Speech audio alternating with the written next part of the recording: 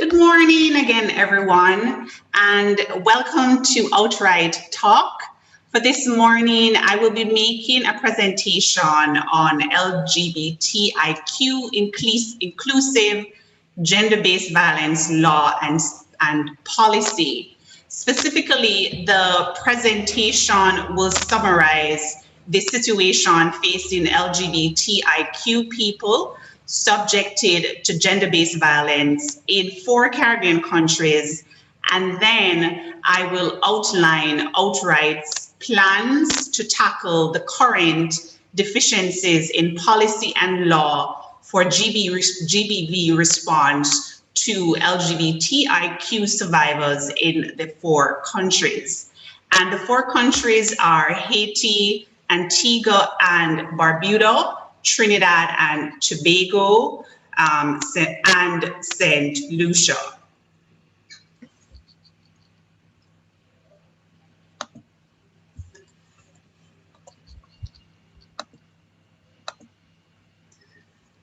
Now, to ensure we're all on the same page, I would like to begin by giving a definition or begin by defining gender-based violence.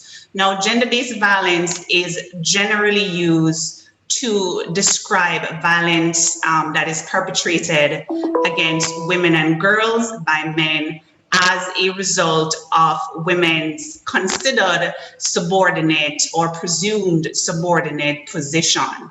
In other words, women are targeted because they are women and are expected to perform certain roles. However, an intersectional definition of gender-based violence also acknowledges that other vulnerable or marginalized groups, including boys, gay men, and people of the trans community, experience targeted physical and sexual violence based on rigid ideas about gender and sexuality. Now, GBV, and in particular intimate partner violence, is widespread in the Caribbean.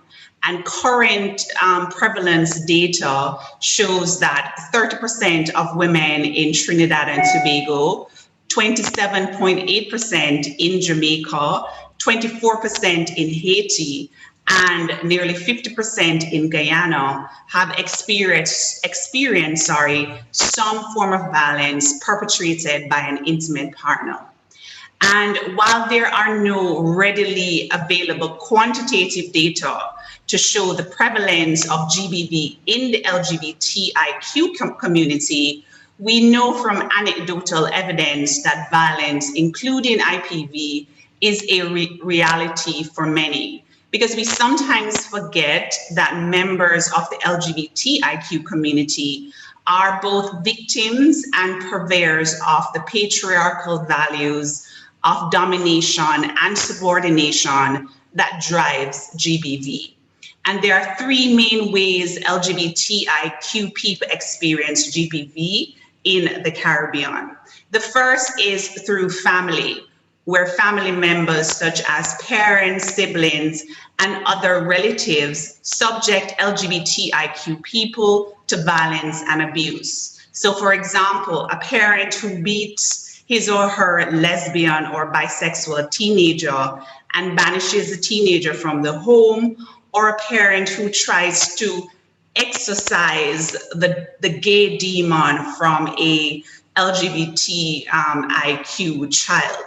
Now, in a 2020 study done by Outright in 17 Caribbean countries, we found that 65% of LGBTIQ respondents reported that they had experienced some form of conversion therapy.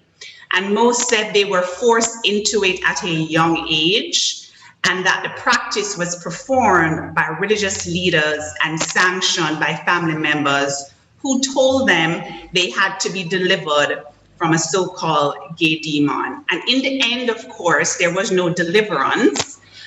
Instead, the process left many LGBTIQ people traumatized, some depressed, and others quite suicidal. Now, the second type of GBV experienced by LGBTIQ people is where the intimate partner or former partner of an LGBTIQ person is abusive, controlling, or violent. Additionally, the secretive and isolated nature of some LGBTIQ relationships caused by homophobia provides a unique opportunity for abusers to shape, manipulate, and control their intimate partners. So, for example, a partner who routinely threatens to expose the HIV status of his or her partner or to out that partner is an example of intimate partner violence. A partner who has non-consensual sex with his or her partner but does not think it is rape because people of the same sex cannot rape each other. That is also an example of intimate partner violence that can occur within the LGBTIQ community. A third source of gender-based violence is where strangers motivated by homophobia, transphobia, or biphobia also subject LGBTIQ people to violence. So, for example, patrons at a party who beat and killed a transgender woman who was dancing with a male patron. And that is an example from Jamaica a few years ago. Or, for example, a law enforcement official who harasses, extorts, or threatens to arrest an LGBTIQ person. Those are all examples of gender-based violence that would have been directed at persons in the LGBTI community because of their status as members of that community. Now, we know that same-sex intimacy is criminalized in many Caribbean countries, and this criminalization and the stigma exclude LGBTIQ people from GBV response. So we know that, for example, as the diagram would suggest, that 9 independent English-speaking countries currently penalize same-sex intimacy, including Antigua and Barbuda and St. Lucia. But of course, there has been progress since in recent years. Courts in Belize and Trinidad and Tobago declared sodomy laws as unconstitutional, and there is no legal prohibition against same-sex intimacy in Haiti. And the recent controversial presidential decrees sought to give greater protection to LGBTIQ people in that country, although stigma and religious opposition still exists. And finally, in the Dominican Republic, private same-sex intimacy is legal, but public displays are still considered unlawful. Now, one of the ways that criminalization of same-sex intimacy has impacted LGBTIQ people is the lack of policy and legal protections for members of the LGBTIQ community subjected to gender-based violence.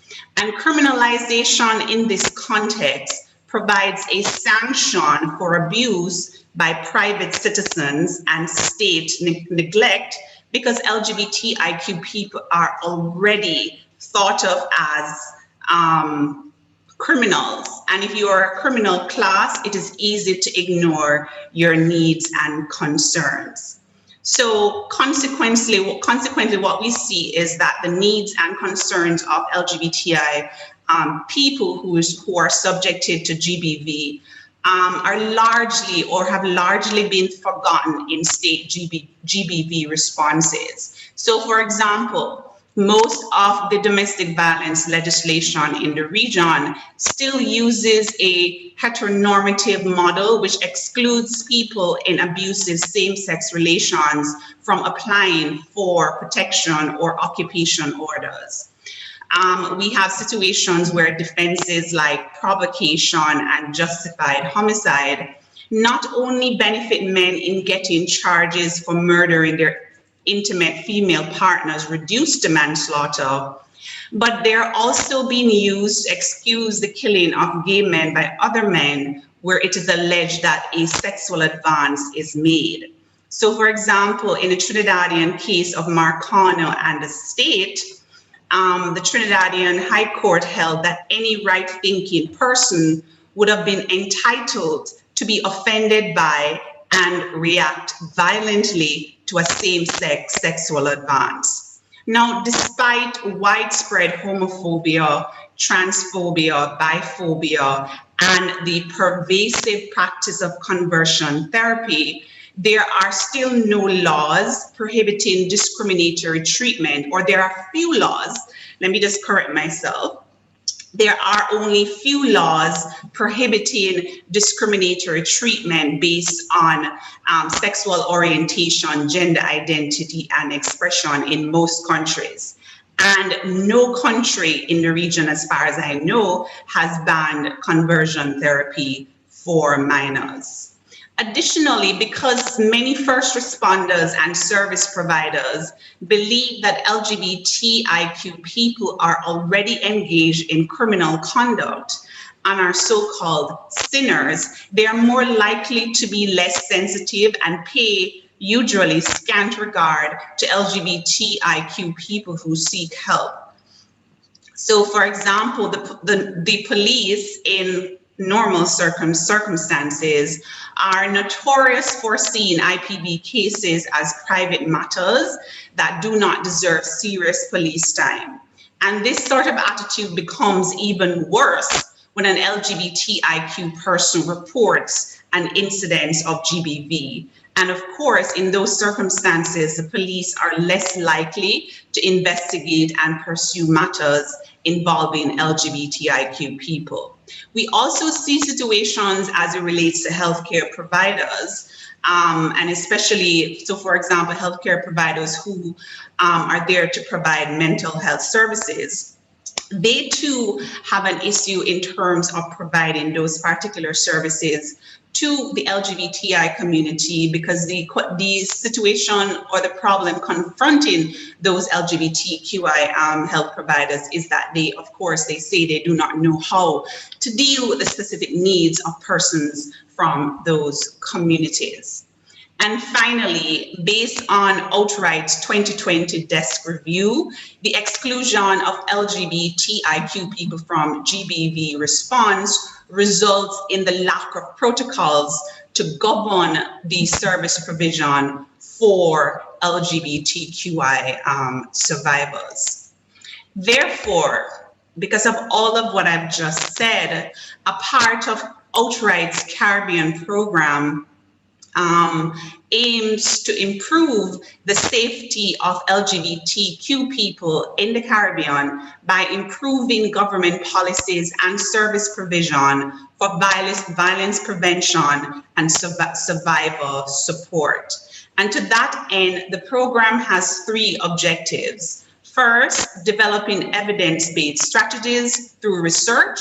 2, conducting LGBTIQ sensitivity training for government officials, other service providers, and first responders. And 3, undertaking advocacy for LGBTIQ responsive laws and policies dealing with gender-based violence. Now, the program is being implemented in 2 phases, and we would have completed the first phase in late 2020. And some highlights include the completion of a desk review of 24 GBV laws and policies in 4 Caribbean countries, namely St. Lucia, Antigua and Barbuda, Trinidad and Tobago, and Haiti. And between 2018 and May 2020, the project completed LGBTIQ sensitivity training for 297 government officials, service providers, and first responders in the 4 mentioned countries. Additionally, advocacy for more responsive GBV policies led to the establishment of a gender-based violence unit in Trinidad and Tobago Police Force, and most significantly, the vigorous advocacy of CSOs, including project partners Womantra and Roots TT, resulted in Trinidad and Tobago passing an amended and inclusive Domestic Violence Act in 2020.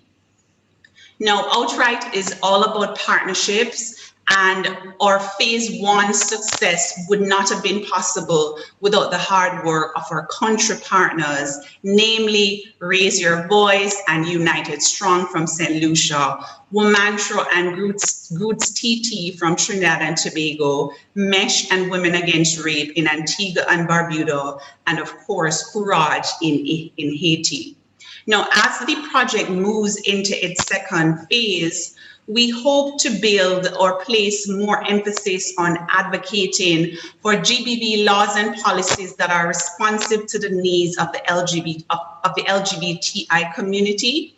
And the overall goal of the advocacy strategy is to increase the policy and legal protections for LGBTIQ individuals subjected to gender-based violence in the 4 mentioned countries. That would be St. Lucia, Trinidad and Tobago, Antigua and Barbuda, as well as Haiti.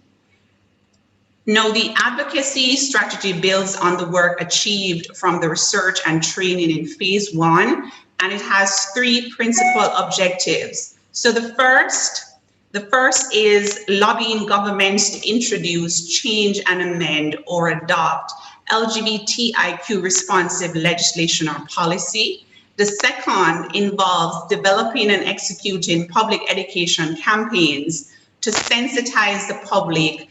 And thirdly, to provide support to LGBTIQ individuals to facilitate greater participation in advocacy activities. We're of course working in the 4 mentioned countries.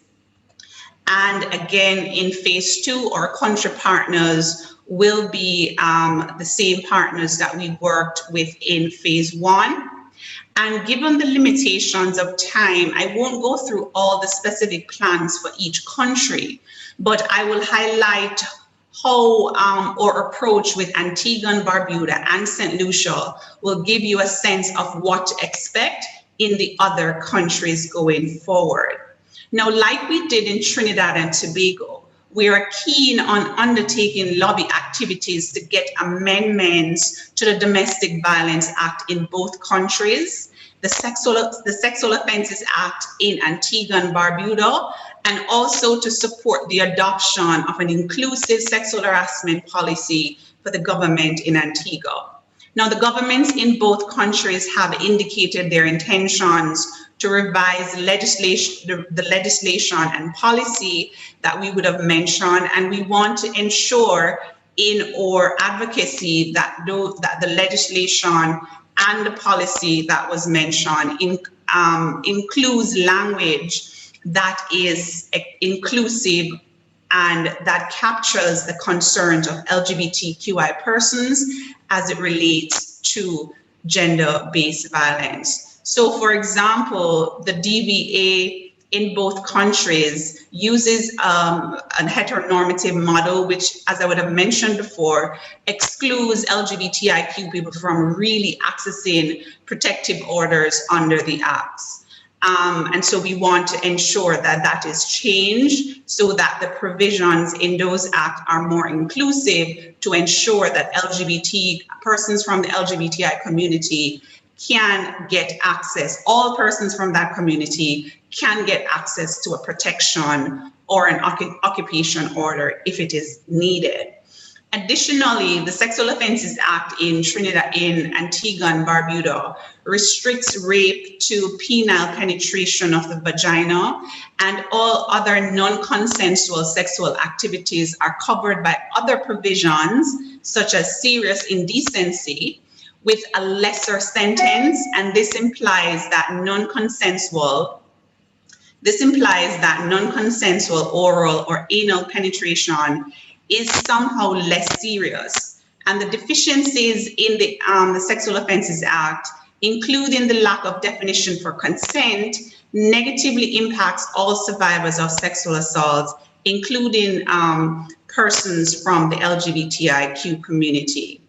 Now, to support the advocacy for the changes in the legal framework, or local partners using grants from Outright will undertake public awareness on social and traditional media with messages focused on proposed changes to the aforementioned laws, the effect of GBV on vulnerable populations, including LGBTIQ people, and highlighting the need for inclusive policies where all citizens are to be equally valued. Outright is also in the process of developing a protocol to support appropriate service provision of various GBV services to LGBTIQ survivors of gender-based violence. And due to the pandemic's effect on economic development or economic sectors such as tourism, some persons from the LGBTIQ community would have faced great economic hardships. And while we would have provided support under our emergency COVID grants, we would also like to continue support to the community through empowerment and capacity strengthening interventions. Now, this is important because people need to feel supported in activist work, and you won't feel supported if your basic needs are not met or if you don't have the skill set to undertake advocacy. Two of our partners are also working with ECAID on a court challenge to the sodomy laws. And while Outright is not directly supporting the litigation, our interventions provide the enabling environment to not only garner support for the issues implicated by the court cases, but also add to an expected favorable decision by investing in tackling other discriminatory laws like the Domestic Violence Act and the Sexual Offences Act, which I would have mentioned before, and also by supporting the public sensitization to be done by the local partners. Now, we are optimistic about achieving our objectives in both countries because we have committed not only to partner with local partners, but we have also established a very good relationship with key government officials who are very keen on pushing the legislative agenda in Parliament regarding the acts that I would have mentioned. So, for example, the amended domestic violence bill in St. Lucia includes inclusive language and is currently making its way through the legislative process. Additionally, our work in the two countries would complement rather than duplicate or challenge other organizations such as ECAID that are working to change the anti-LGBTIQ environment. And finally, the partners from the two countries will benefit from the experience of activists in other countries. So for example, Womantra in Trinidad and Tobago is quite open to sharing with other partners the strategies that it and other CSOs in Trinidad and Tobago employed in getting the Domestic Violence Act amended in that country.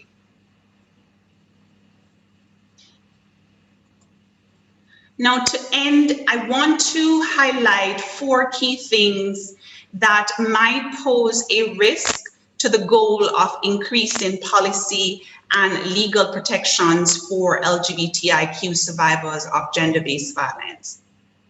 Now, although I do understand that there are many other challenges, I just want to zero in on these 4 for this space. So the first challenge is in ensuring that as activists, we are not promoting the same oppressive structures we are trying to get away from by calling for tougher sentencing as a solution toward gender-based violence problem.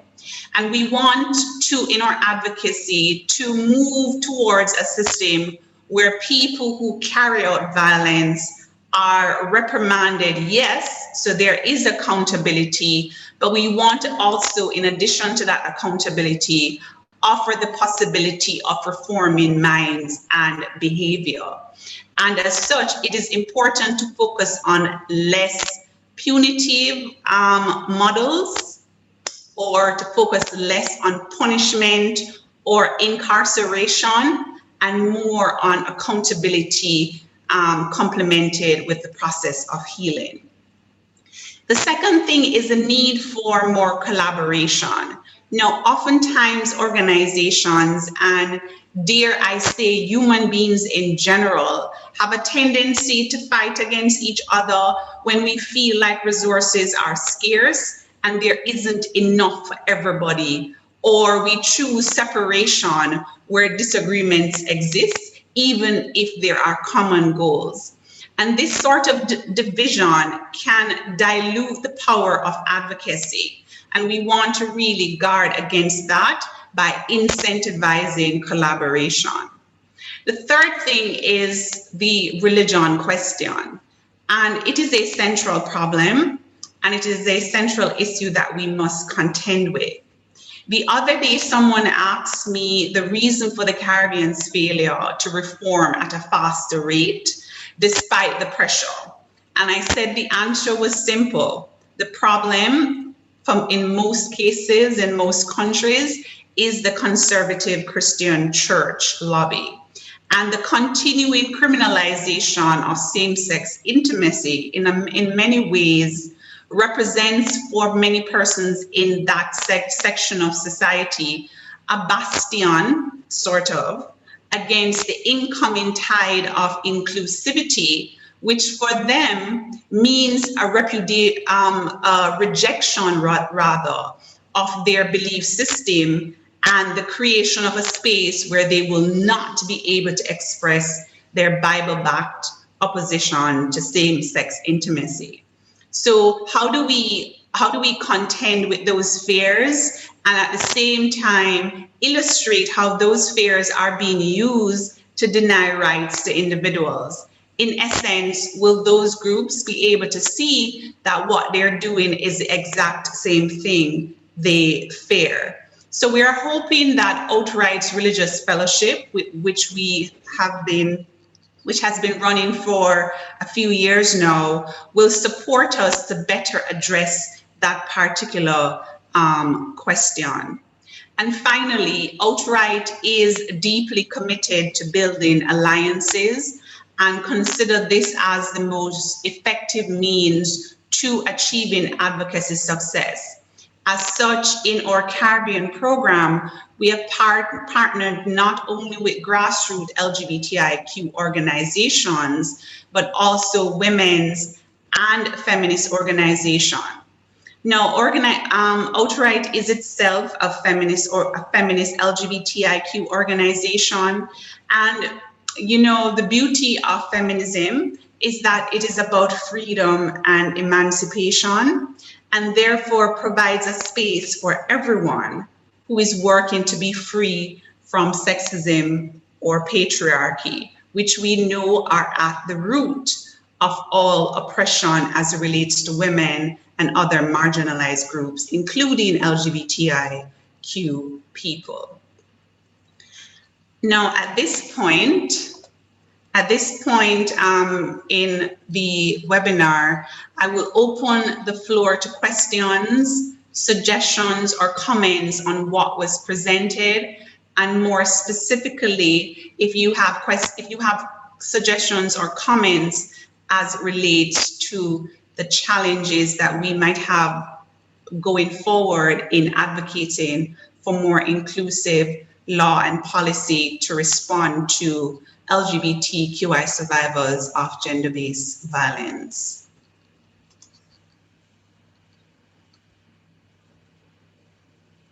And you can put your questions, comments, feedback, if you have any, in the chat.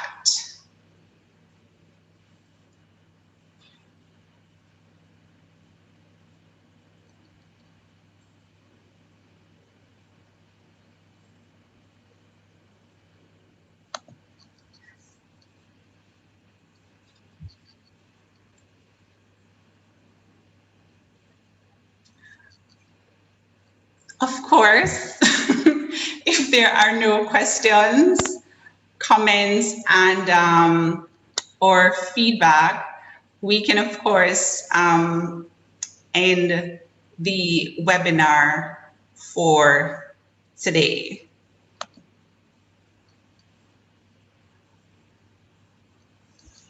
Okay, thank you very much, Melissa.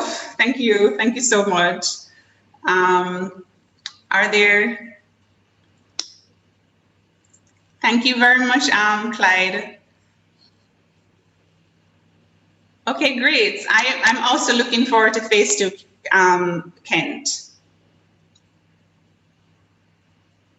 Okay, so in relation to Melissa's question, currently we are only focusing on the 4 countries that I would have mentioned: Haiti, Trinidad and Tobago, St. Lucia, as well as Antigua and Barbuda.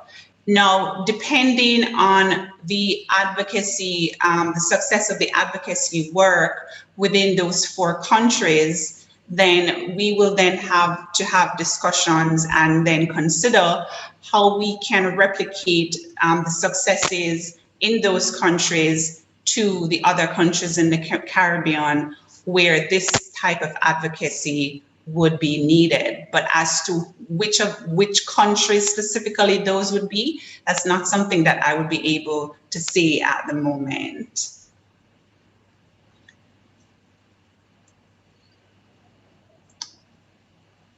Are there any other questions? Well, just to say that this is really my first OutTalk webinar with Outright, and I'm really thankful for the persons who would have participated and the questions and the comments coming in. So Millie says that many of the violations are not reported because of challenges with law enforcement. And I totally agree with you on that, which is why in terms of our approach to looking at GBV response to LGBTQI persons, we are focusing not only on changing the laws and policy, but we've been focusing on training. We've been focusing also on providing specific protocols to those service providers, such as the police, who survivors have to interact with, because in many cases, the police are the first point of entry into the justice system. And so we have to make sure that the police understand their responsibilities to persons who are reporting acts of violence that might have been perpetrated against them. So Millie, I definitely agree with your analysis of the situation.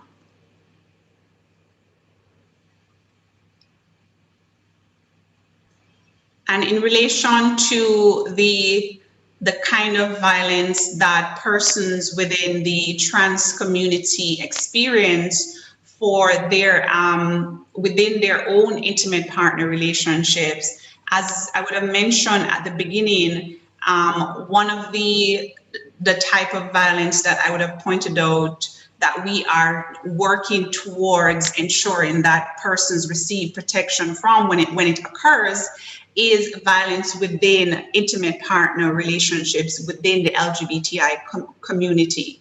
And so that is why it is so important for the domestic violence acts in the different countries to have more inclusive language, so that persons in the community can feel free and feel like they're able to get remedies from the police and get remedies from the court when they experience violence in their relationship. Because currently, for most of the domestic violence legislation in the different countries, the only type of relationship, at least intimate relationship, that is expressly acknowledged is the relationship between a man and a woman, and more of a heterosexual couple than any other type of relationships. And so we want to ensure that we change the language of the legislation so non-heterosexual couples can also get protection where there is violence.